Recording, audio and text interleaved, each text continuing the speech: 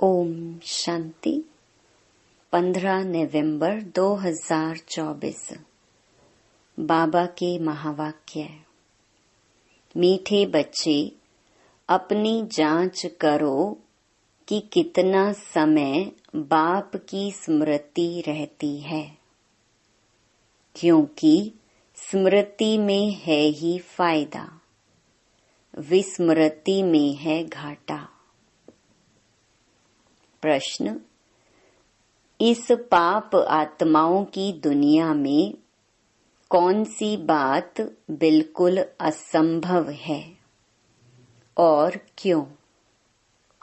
उत्तर: यहाँ कोई कहे हम पुण्य आत्मा हैं, यह बिल्कुल असंभव है, क्योंकि दुनिया ही कलयुगी तमो प्रधान है।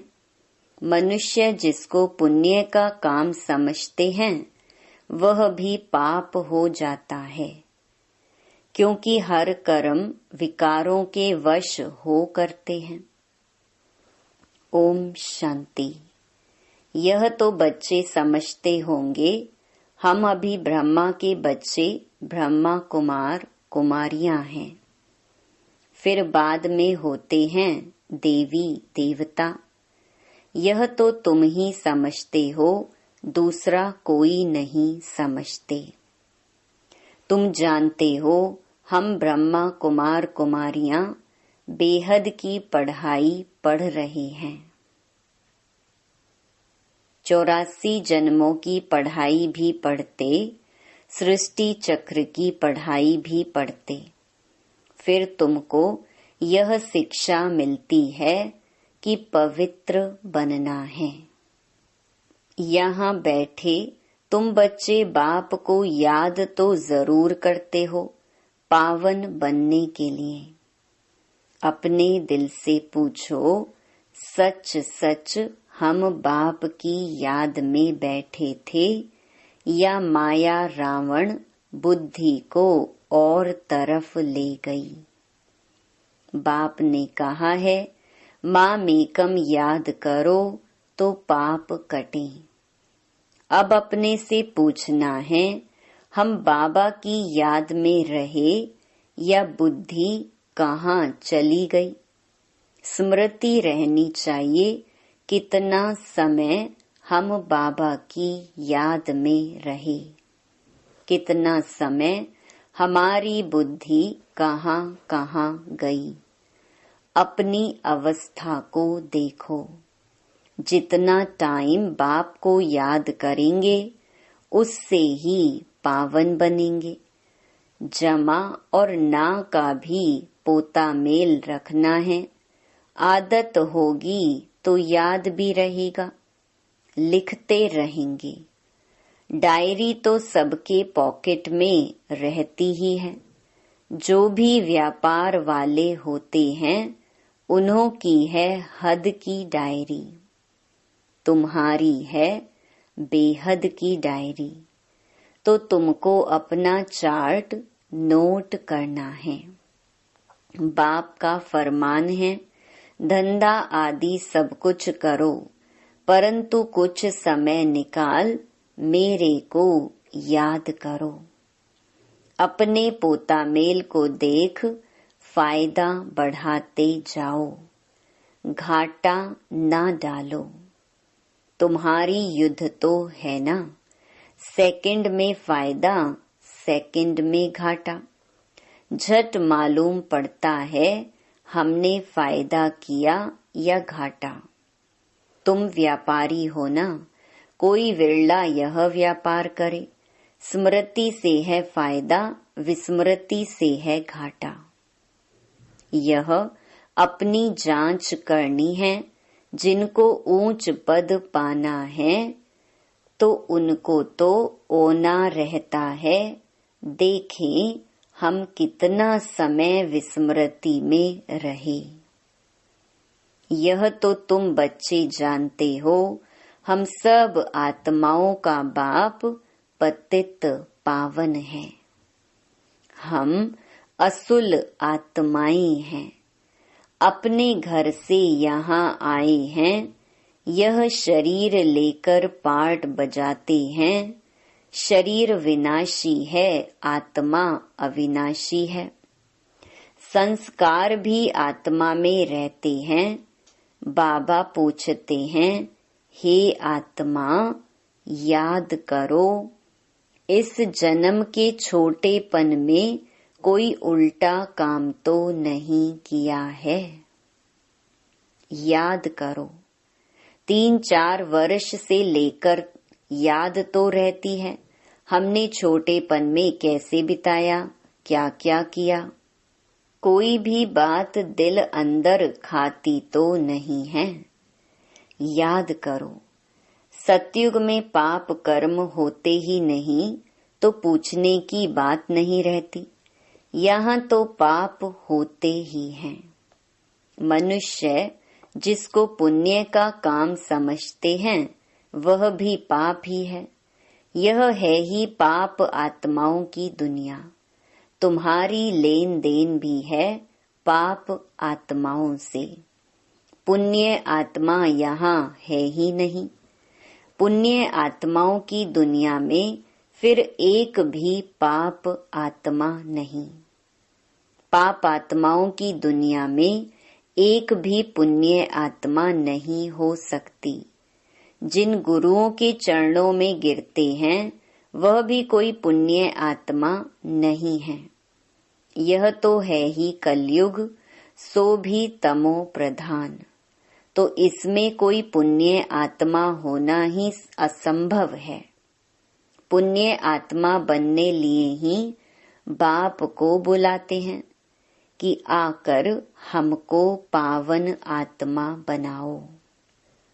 ऐसे नहीं, कोई बहुत दान पुण्य आदि करते हैं, धर्मशाला आदि बनाते हैं, तो वह कोई पुण्य आत्मा है?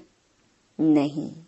शादियों आदि के लिए हॉल आदि बनाते हैं, यह कोई पुण्य थोड़ी है। यह समझने की बातें हैं। यह है रावण राज्य, पाप आत्माओं की आसुरी दुनिया। इन बातों को सिवाय तुम्हारे और कोई नहीं जानते। रावण भल है परंतु उनको पहचानते थोड़े ही हैं। शिव का चित्र भी है परंतु पहचानते नहीं हैं। बड़े बड़े शिवलिंग आदि बनाते हैं, फिर भी कह देते नाम रूप से न्यारा है, सर्वव्यापी है। इसलिए बाप ने कहा है, यदा यदा ही धर्मस्य ग्लानिर्भवति भारत। भारत में ही शिव बाबा की ग्लानि होती है। जो बाप तुमको विश्व का मालिक बनाते हैं, तुम मनुष्य मत पर चल उनकी कितनी ग्लानि करते हो। मनुष्य मत और ईश्वरीय मत का किताब भी है ना। यह तो तुम ही जानते हो और समझाते हो। हम श्रीमत पर देवता बनते हैं, रावण मत पर फिर आसुरी मनुष्य बन जाते हैं। मनुष्य मत को आसुरी मत कहा जाएगा। आसुरी कर्तव्य ही करते रहते हैं। मूल बात ईश्वर को सर्वव्यापी कह देते। कच्छ अवतार, मच्छ अवतार तो कितने आसुरी छी बन गए हैं। तुम्हारी आत्मा कच्छ मच्छ अवतार नहीं लेती, मनुष्य तन में ही आती है। अभी तुम समझते हो हम कोई कच्छ मच्छ थोड़े ही बनते हैं, 84 लाख योनि थोड़े ही लेते हैं। अभी तुमको बाप की श्रीमत मिलती है, बच्चे तुम 84 जन्म लेते हो। 84 और 84 लाख का क्या परसेंटेज कहेंगे? झूठ तो पूरा झूठ, सच की रत्ती नहीं। इनका भी अर्थ समझना चाहिए। भारत का हाल देखो क्या है। भारत सचखंड था, जिसको हेवन ही कहा जाता था। आधा कल्प है राम राज्य, आधा कल्प है रावण राज्य। रावण राज्य को आसुरी संप्रदाय कहेंगे। कितना कड़ा अक्षर है। आधा कल्प देवताओं का राज्य चलता है। बाप ने समझाया है, Lakshmi Narayan the first, the second, the third कहा जाता है। जैसे एडवर्ड फर्स्ट सेकंड होता है ना, पहली पीढ़ी फिर दूसरी पीढ़ी ऐसे चलती है। तुम्हारा भी पहले होता है सूर्यवंशी राज्य, फिर चंद्रवंशी।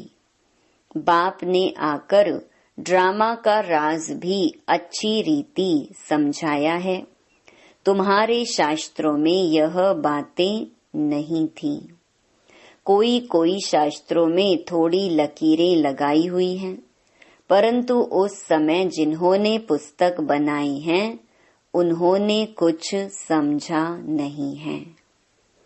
बाबा भी जब बनारस गए थे उस समय यह दुनिया अच्छी नहीं लगती थी। वहां सारी दीवारों पर लकीर बैठ लगाते थे। बाप यह सब कराते थे, परंतु हम तो उस समय बच्चे थे ना, पूरा समझ में नहीं आता था। बस कोई है जो हमसे यह कराता है। विनाश देखा तो अंदर में खुशी भी थी। रात को सोते थे तो भी जैसे उड़ते रहते थे, परंतु कुछ समझ में नहीं आता था। ऐसे ऐसे लकीरें खींचते रहते थे। कोई ताकत है जिसने प्रवेश किया है। हम वंडर खाते थे। पहले तो धंधा आदि करते थे, फिर क्या हुआ, कोई को देखते थे और झट ध्यान में चले जाते थे। कहता था यह क्या होता है, जिसको देखता हूँ उनकी आंखें बंद हो जाती हैं। पूछते थे क्या देखा, तो कहते थे वैकुंठ देखा, कृष्ण देखा। यह भी सब समझने की बातें हुई ना, इसीलिए सब कुछ छोड़कर बनारस चले गए समझने लिए। सारा दिन बैठा रहता था, पेंसिल और दीवार और कोई धंधा ही नहीं।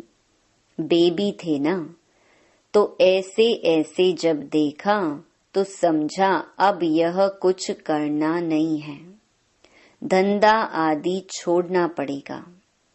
खुशी थी यह गदाई छोड़नी है। रावण राज्य है ना, रावण पर गधे का शीश दिखाते हैं ना, तो ख्याल हुआ यह राजाई नहीं गदाई है। गधा घड़ी घड़ी मिट्टी में लथेड़कर धोबी के कपड़े सब खराब कर देता है। बाप भी कहते हैं तुम क्या थे, अब तुम्हारी क्या अवस्था हो गई है। यह बाप ही बैठ समझाते हैं और यह दादा भी समझाते हैं। दोनों का चलता रहता है। ज्ञान में जो अच्छी रीति समझाते हैं वह तीखे कहेंगे। नंबरवार तो है ना, तुम बच्चे भी समझाते हो यह राजधानी स्थापन हो रही है, जरूर नंबरवार पद पाएंगे। आत्मा ही अपना पार्ट कल्प कल्प बजाती है, सब एक समान ज्ञान नहीं उठाएंगे। यह स्थापना ही वंडरफुल है। दूसरे कोई स्थापना का ज्ञान थोड़े ही देते हैं। समझो सिख धर्म की स्थापना हुई, शुद्ध आत्मा ने प्रवेश किया, कुछ समय के बाद सिख धर्म की स्थापना हुई। उन्हों का हेड कौन? गुरु नानक। उसने आकर जप साहिब बनाया। पहले तो नई आत्माएं ही होंगी, क्योंकि पवित्र आत्मा होती है। पवित्र को महान आत्मा कहते हैं।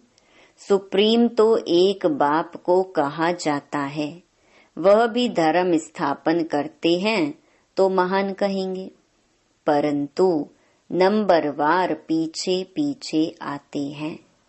500 वर्ष पहले एक आत्मा आई, आकर सिख धर्म स्थापन किया। उस समय ग्रंथ कहाँ से आएगा? जरूर सुखमनी, जप साहिब आदि बाद में बनाए होंगे ना। क्या शिक्षा देते हैं? उमंग आता है तो बाप की बैठ महिमा करते हैं। बाकी यह पुस्तक आदि तो बाद में बनते हैं जब बहुत हो। पढ़ने वाले भी चाहिए ना। सबके शास्त्र पीछे बने होंगे। जब भक्ति मार्ग शुरू हो तब शास्त्र पढ़े। ज्ञान चाहिए ना। पहले पहले सतो प्रधान होंगे, फिर सतो रजो तमो में आते हैं। जब बहुत वृद्धि हो तब महिमा हो और शास्त्र आदि बने। नहीं तो वृद्धि कौन करे? फॉलोअर्स बने ना। सिख धर्म की आत्माएं आवे जो आकर फॉलो करें। उसमें बहुत टाइम चाहिए। नई आत्मा जो आती है उनको दुख तो हो नहीं सकता। लॉ नहीं कहता। आत्मा सतो प्रधान से सतो रजो तमो में आवे तब दुख हो। लॉ भी है ना। यहाँ है मिक्सअप। रावण संप्रदाय भी है तो राम संप्रदाय भी है। अभी तो संपूर्ण बने नहीं हैं। संपूर्ण बनेंगे तो फिर शरीर छोड़ देंगे। कर्मातीत अवस्था वाले को कोई दुख हो न सके। वह इस छीछी दुनिया में रह नहीं सकते। वह चले जाएंगे, बाकी जो रहेंगे वह कर्मातीत नहीं बने होंगे। सब तो एक साथ कर्मातीत हो नहीं सकते। भल विनाश होता है तो भी कुछ बचेंगे। प्रलय नहीं होती। गाते भी हैं राम गयो रावण गयो। रावण का बहुत परिवार था। हमारा परिवार तो छोटा है। वह कितने ढेर धर्म हैं। वास्तव में सबसे बड़ा हमारा परिवार होना चाहिए, क्योंकि देवी देवता धर्म सबसे पहला है। अभी तो सब मिक्सअप हुए हैं तो क्रिश्चियन बहुत बन गए हैं। जहाँ मनुष्य सुख देखते हैं, पोजीशन देखते हैं, तो उस धर्म के बन जाते हैं। जब जब पोप आता है तो बहुत क्रिश्चियन बनते हैं। फिर वृद्धि भी बहुत होती है। सतयुग में तो है ही एक बच्चा एक बच्ची, और कोई धर्म की ऐसे वृद्धि नहीं होती।